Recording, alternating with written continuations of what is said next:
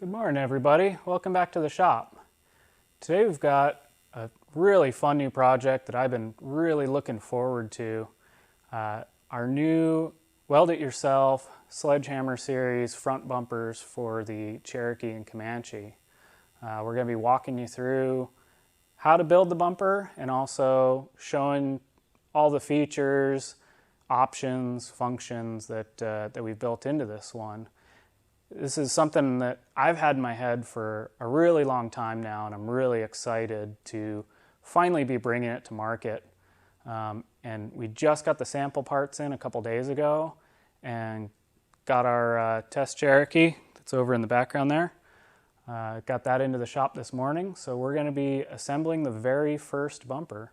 And let me show you the parts over here. So on the first table, this is the main section of the bumper. It's the middle section. You got your winch plate, the frame brackets, and all the various tabs and gussets. And then over here, we've got the side pieces. Now, this is actually two bumper kits. We've got a full width bumper that wraps all the way around the sides, and that's all these parts here. And then we got a stubby version where you just end up with these little end caps to finish off the bumper, and it'll be just a little narrow winch bumper. And one of the things I want to show you here is this is the center piece of the bumper. You notice we've got this sheet metal cover over the area where your winch would normally go.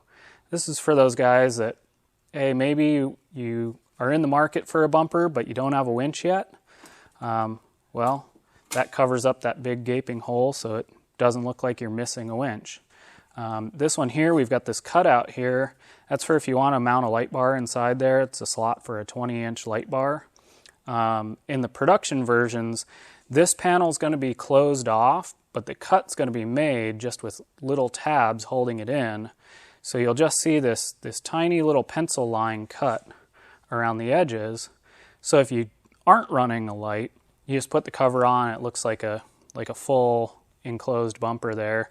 And if you want to put a light bar in, you just cut out those little bitty tacks that are holding the panel in place, and then you can mount your light up inside there. So we tried to integrate a lot of features into this bumper, but the biggest one and the whole concept here is, of course, this is a weld-it-yourself bumper. But you notice, unlike pretty much every other do-it-yourself bumper on the market, this isn't just flat plates. This is all fully formed, press brake, bent plate steel parts. Now, most other bumpers, they just come as a flat pattern. And everywhere there's a bend, like this line right here, well, you can't make that bend at home. So what they do is they cut a line all the way down. They just leave the ends. Well, what that means is when you get it, it's easy to bend, and you've got these little pieces at the end that keep everything in alignment. But you bend it, you get into shape, you hope you bent it to the right angle, and you got to kind of finagle everything into place, get it all to fit right. Then you got to come back and run a weld down this whole length here. And on this piece, you would be welding the whole width of the bumper. Then you got to come back and you got to grind down all that weld. So you've got all these bends, all these big long areas you got to weld, and you got to get everything to line up right as well. Well, here, these parts are all fully formed. You don't have to worry about getting the bend at the right angle, and you don't have all that welding. The whole concept here is to make it as easy as possible to weld this bumper together with as little visible weld as possible, so you don't have to spend hours and hours and hours grinding it down, trying to make it look good. So that's where we're going to start. As we go, I'll walk you through some more of the features we designed in here as we get the build going, show you how it all fits together, and yeah, let's get started.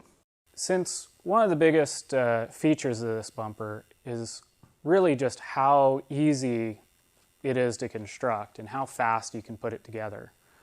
What I'm going to be doing today is I'm going to put a clock on it. So this is just my old cell phone. I'm going to take the stopwatch here, start it up, and set it over next to us. And we're going to start working on the bumper. And we're going to see how long it takes to build. And, you know, this is the very first bumper. In fact, this is a prototype. It's not even the production one. Hopefully it's going to be the production one.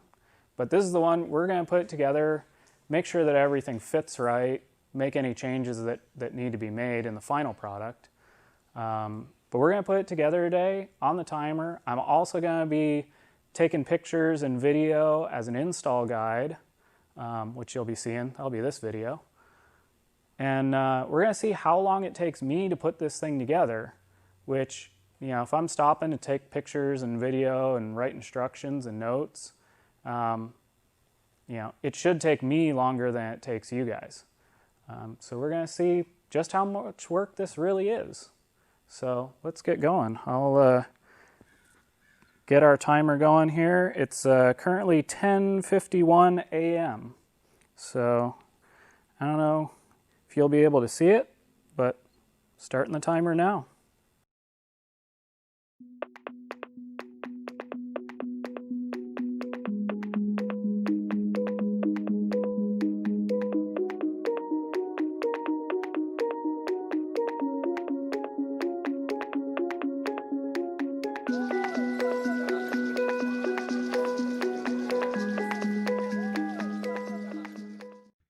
Alright, so our first step here is just getting one of the frame brackets on. It doesn't really matter whether it's the driver's side or the passenger side. We just went ahead and did the driver's side here.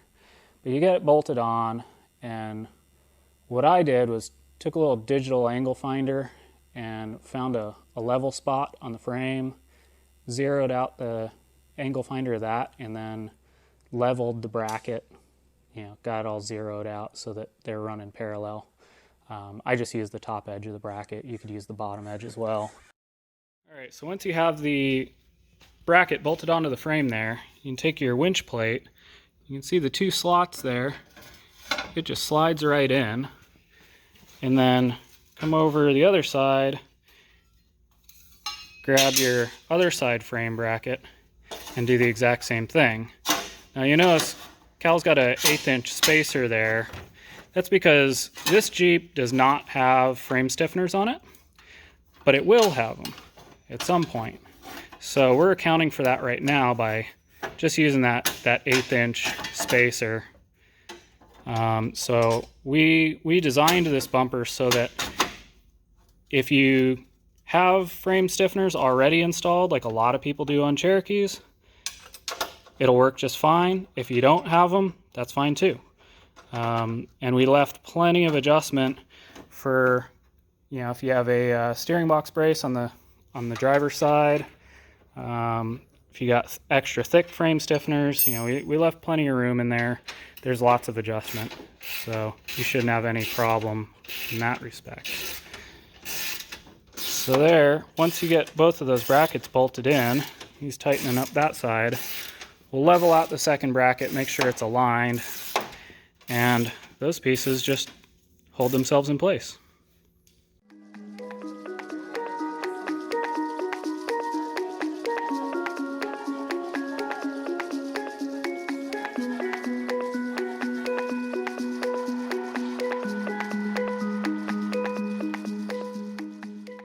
Here's our center channel piece. Basically, this just slides in over top. All right, so we've got our winch plate already in there. In fact, I'm going to take this cover plate off of here in a second. But what I want to show you is when you come around to the side right here, you'll see that your frame plate here is contoured to the inside of there. Now we're going to go ahead and get this piece to push all the way back in there. You'll see our toe tab continues all the way back through your frame plate. This is 1/4 inch. And then it actually gets layered with another 1/4 inch and another 1/4 inch. You end up with 3/4 inch toe tab. Now the reason we did it layered like this, rather than like one big solid piece, there's a couple of reasons for that. One, you're going to be welding this at home. A lot of people are going to be welding them with smaller welders that don't have a ton of power. When you've got that big 3/4 inch thick tab, big thick metal like that, when you don't have a massive welder with lots of power, that big chunk of metal sucks heat from your weld really fast. And what ends up happening is you can't get good penetration because all your heat's just getting sucked into the base metal. So you end up with a cold weld that doesn't have good penetration. It's not a strong weld. Now here, since we're layering it, you're gonna layer up the two, and that's designed so you can put a big fat weld bead all the way around to join them all together. So now you've got multiple layers that you're welding all in multiple spots to gain that strength. The other thing is, for those of you that are running frame stiffeners, well, if you're on a frame stiffener, it's going to push this bracket outwards. Now, in a normal setup, we have this tab. This is one of the two toe tabs. Well, it lines up. It's designed to notch in here. And you notice it fills the gap. You know, this notch sticks out double the thickness of this tab.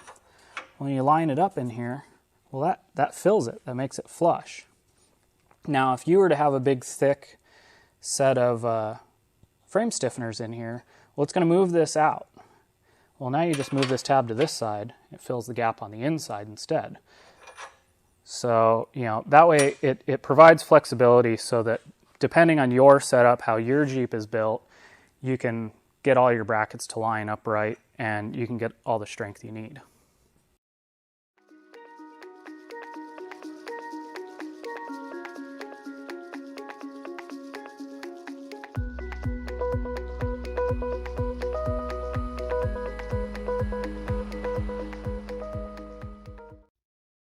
All right, so now I've got all three of the plates lined up for our toe tab here.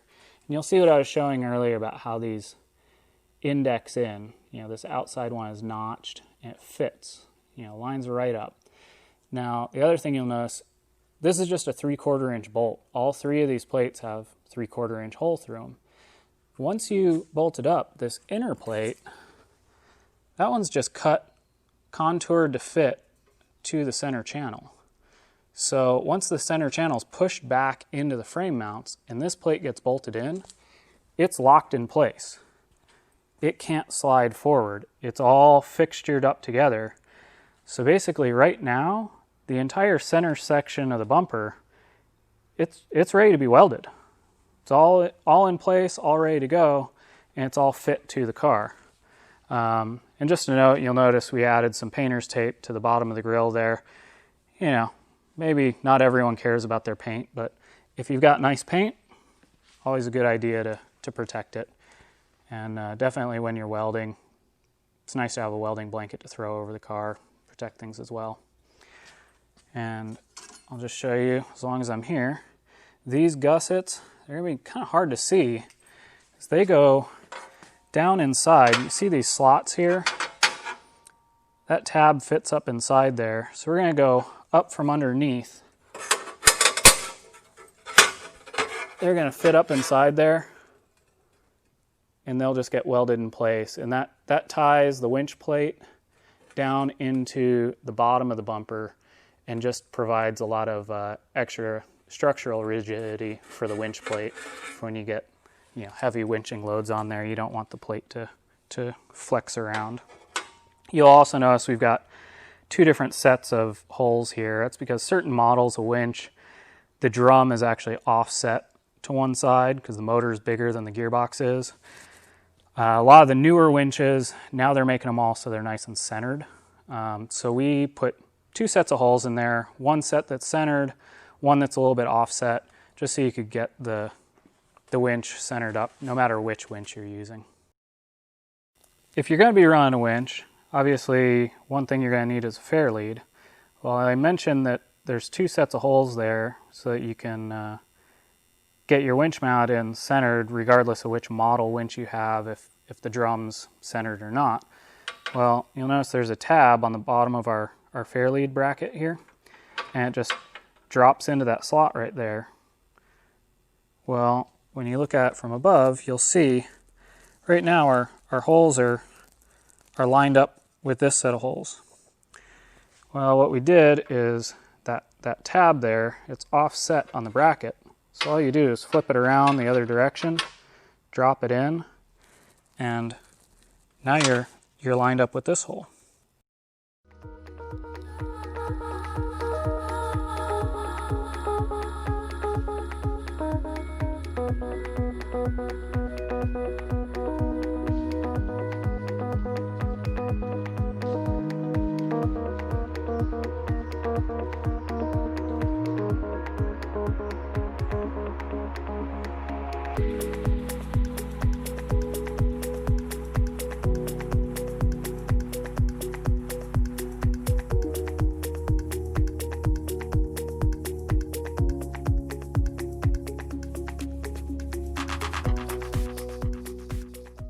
I've gone ahead and burned in a bunch of the structural welds on the center section of the bumper here.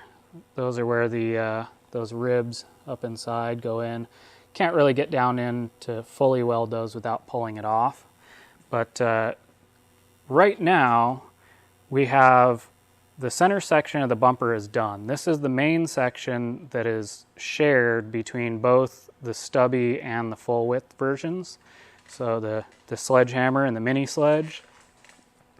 So what we're going to do right now, this Jeep is going to get the full size Sledgehammer bumper, but what we're going to do now, just for test fitting and to get some pictures and things, we're just going to lightly tack the stubby bumper ends on there and lower this thing down, get some pictures, make sure everything fits just right, just the way I want it. And then we're going to break those end caps off, and we're going to finish building the full width corners. So I just wanted to take a second to show you guys these little interlocking teeth that we designed in here to help you get the parts all aligned. Now these are on the center channel and all the left and right side end caps, and makes it just a snap to get everything positioned right so that you can tack weld it and then do your finish welding. Basically, if those teeth interlock, everything's in place. There's no fumbling around, no guessing. It just fits.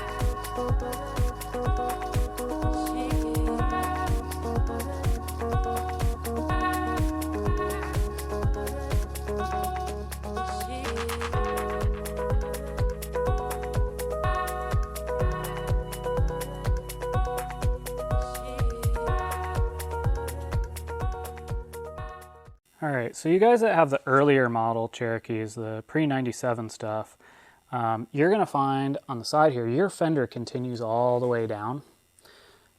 Your grill shell still stops in the same place, but the fender continues down and around, and the stock bumper end cap covers it. So you've kind of got two options here. One is what most guys do, which is just cut the fender straight back.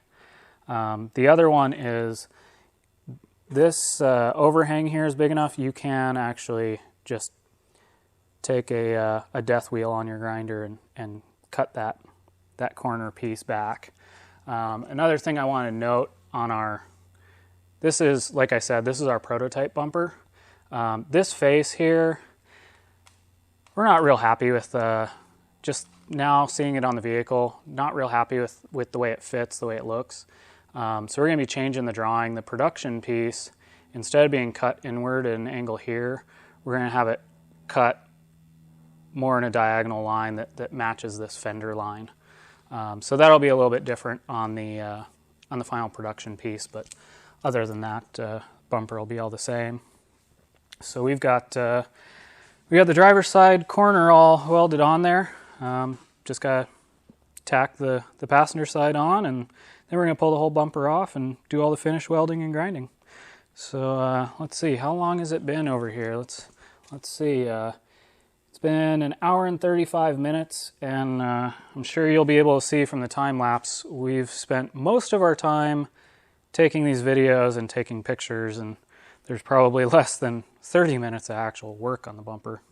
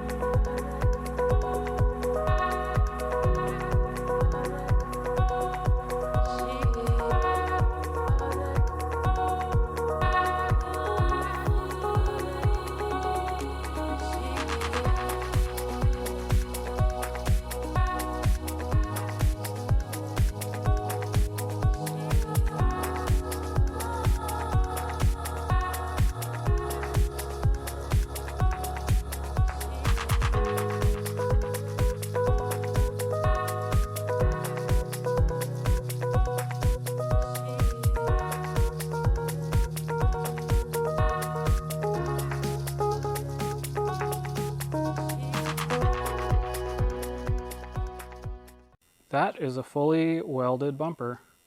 I just went around, did all the finish welds inside and out. This thing is structurally all ready to go. Let's come over here and take a look. Oh, it looks like my stopwatch timed out on me. Is it still going? There we go. 2 hours, 32 minutes. Well, I took a look at that timer right when I started doing the finish welding, and it was right at 2 hours. So it's about a half hour to fully weld the whole thing up. Obviously, that'll vary a little bit with your welding skill and the machine you're using and all that, but about half an hour. So not too bad. So now, all we got left to do is grind down all the outside welds. And now this is the part where you really, really save all your time. So you notice here, all we've got are these, just the 3 welds on each side really that need to be polished down. If this were any of the other flat pack do-it-yourself bumpers, you'd have a weld all the way across here, and then all the way across the next one, and all the way across the front. And every single one of those bends is a full length weld. So if you add all those up, the Jeep's around, call it 5-ish feet wide. That's to go all the way across, 5 feet, 10 feet, 15 feet. Then you got the sides. You're talking about by the time you add all the other little bits and pieces, you're up to around 30 feet of weld before you know it, that you're sitting there just grinding down and listening to that grinder run all day going deaf. This one should be able to knock this out pretty quick. My preferred method is a flap wheel on a 4.5-inch grinder. One more thing to note, so all the Cherokees have this little vacuum ball, goes up inside the bumper. That is for your HVAC system. If you unhook it, you'll find all you get is defrost. So in the stock bumper, that goes up in this passenger front corner. We are actually going to go through, we're going to take that ball there, We're going to figure out where it fits in there, figure out the hole placement. We're actually going to punch a couple of bolt holes in there so that you guys don't have to worry about relocating that ball, trying to find a place for it, figuring out how to mount it, you know, move the vacuum line around, whatever. There'll just be 2 little holes there that you can just bolt it right in place.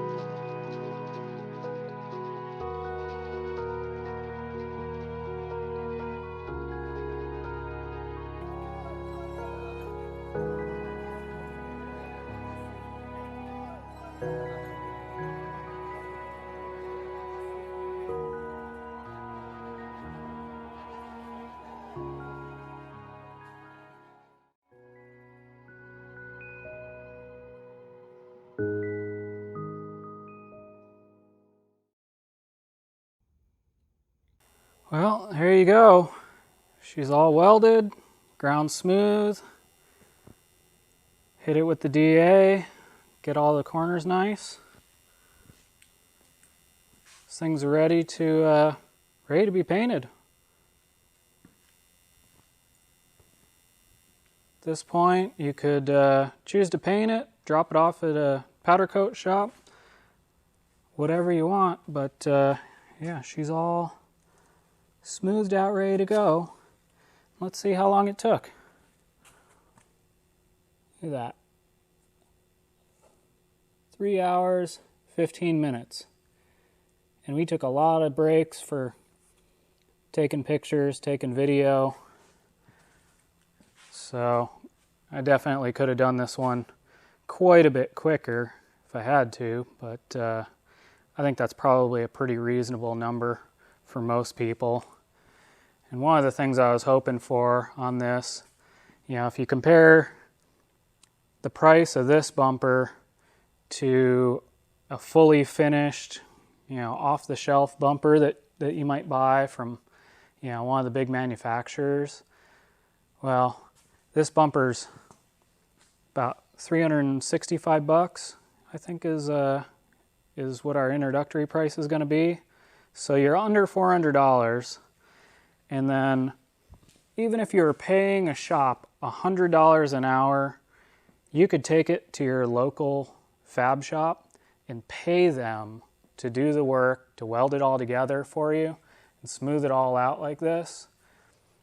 Add another $300 if you're paying them $100 an hour, which I think is a pretty healthy rate. Now you're looking at under $700, complete, ready to go. In this case, the only thing we didn't do is weld in the tab for the Fairlead because we don't know which winch is going in here yet, so we don't know which way it's going to be oriented. But other than that, this thing's ready to go on the car. And you know, if we weren't running a winch, we would just bolt on that cover plate, close it all in. In fact, I'll show you what that looks like.